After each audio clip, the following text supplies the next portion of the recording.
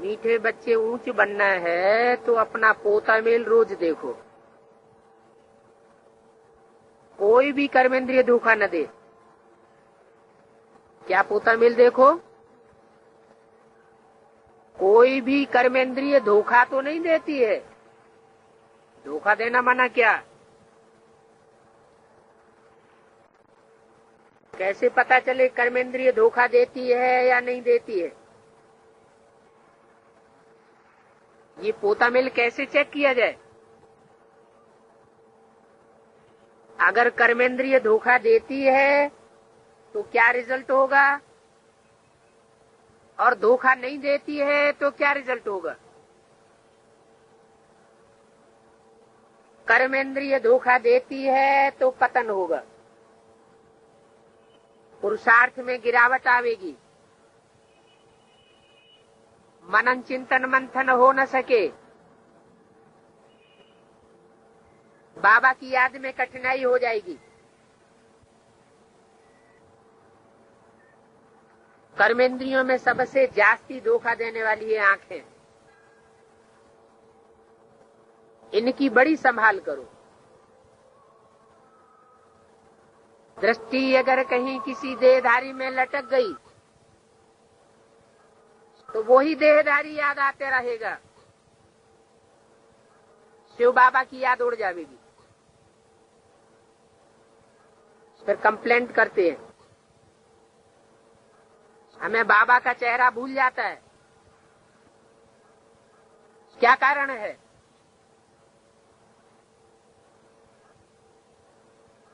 आत्माभिमानी होकर बैठे हो। आत्माभिमानी होकर बैठेंगे तो परमात्मा बाप भी याद आएगा। हर एक बात अपने आप से पूछनी होती है। उसमें पहली बात है, हम आत्माभिमानी होकर बैठे हैं और बाप को याद कर रहे हैं कि बीच बीच में कोई और की याद इंटरफियर करती है। याद का व्यभिचार पैदा हो जाता है। गाया हुआ भी है, शिव शक्ति पांडव सेना। ये शिव बाबा की सेना बैठी है ना। किसकी शक्ति? शिव शक्ति।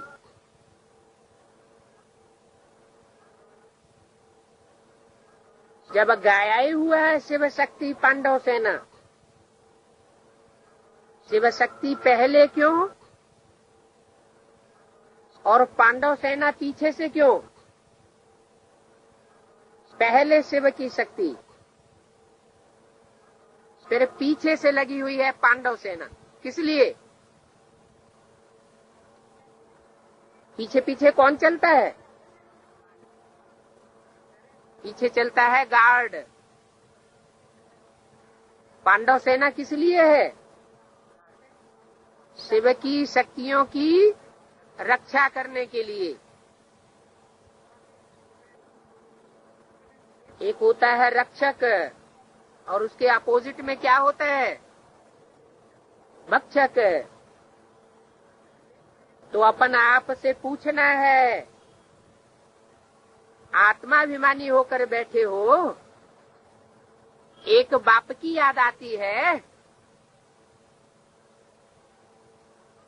याद में कोई और इंटरफियर तो नहीं करता है?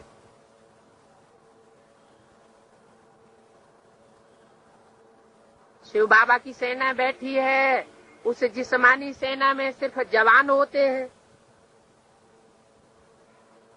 वहां सिर्फ नौजवान होते हैं, बूढ़े बच्चे आदि नहीं होते हैं। और यहाँ इस सेना में तो बूढ़े भी हैं, बच्चे भी हैं, जवान आदि सब बैठे हैं। ये सेना है माया पर जीत पाने के लिए। हर एक को माया पर जीत पाकर के बाप से बेहद का वर्षा लेना है। पहले क्या करना है? पहले माया पर जीत पावेंगे। जितना जितना माया जीत बनेंगे, उतना उतना जगत जीत बनेंगे। माया जीत नहीं बनेंगे तो जगत के ऊपर तो क्या, अपने परिवार वालों के ऊपर भी जीत नहीं पहन सकेंगे। वो भी बात नहीं मानेंगे। परिवार वालों की बात छोड़ो, अपने घर के पैदा हुए, अपनी रचना, अपने बच्चे ही तुम्हारी बात नहीं मानेंगे। तो माया जीते जगत जीत गाया हुआ है। जीत पाकर के बाप से बेहद का वर्षा लेना है। ये कोई हद का वर्षा नहीं है। कैसा वर्षा है? बेहद का वर्षा है। लाख करोड़ का वर्षा नहीं है।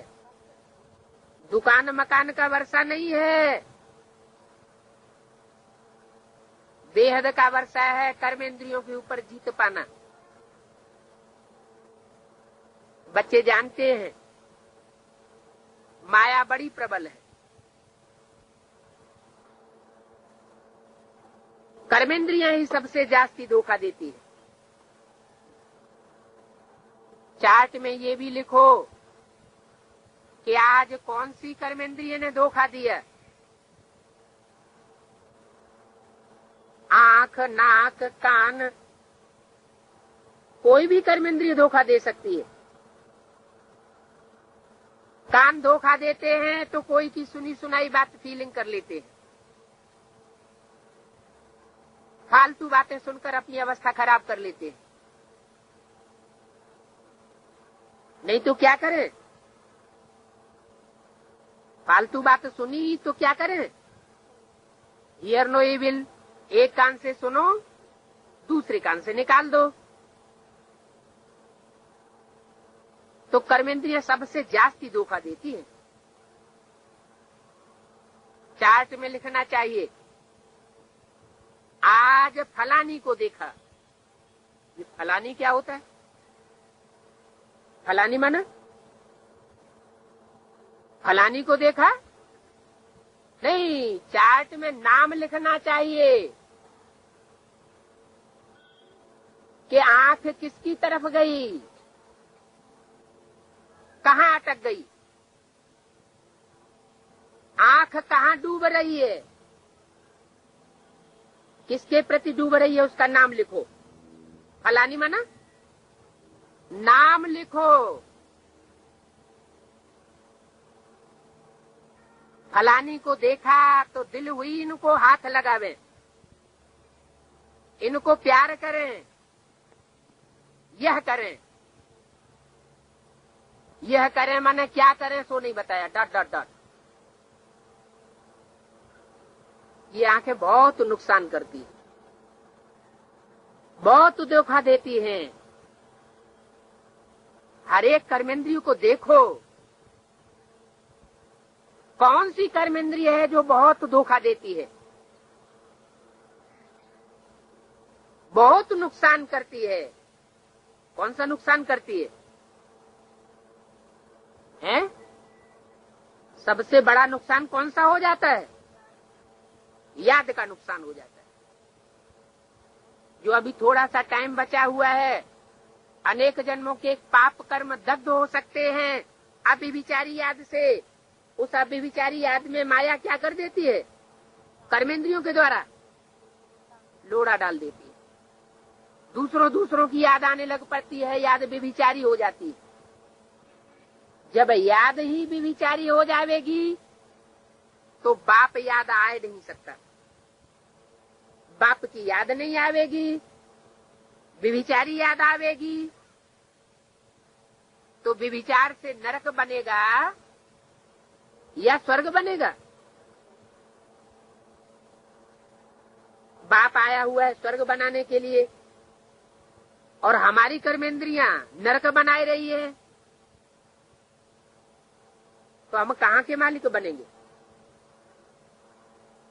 सिंगल ताजधारी बनेंगे या डबल ताजधारी बनेंगे? नरक के राजा बन सकते हैं।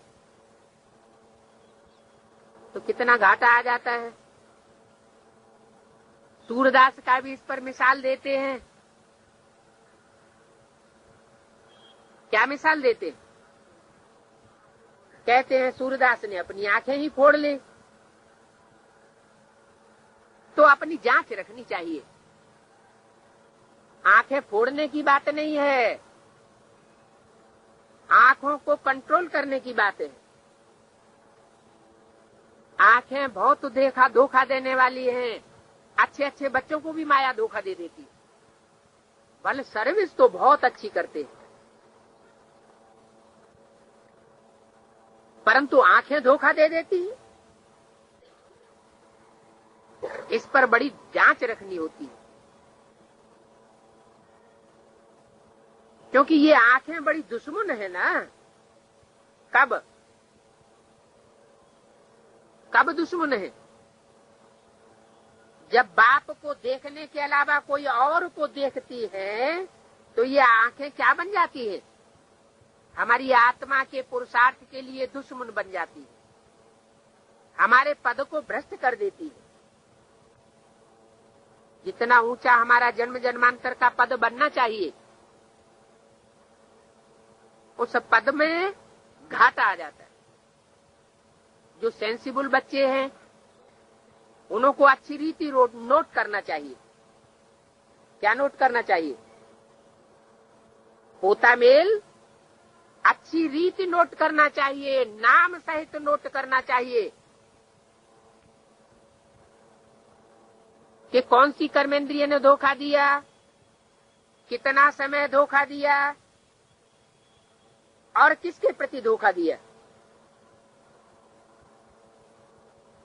जितना क्लियर कट करके पोता मेल बाप को देंगे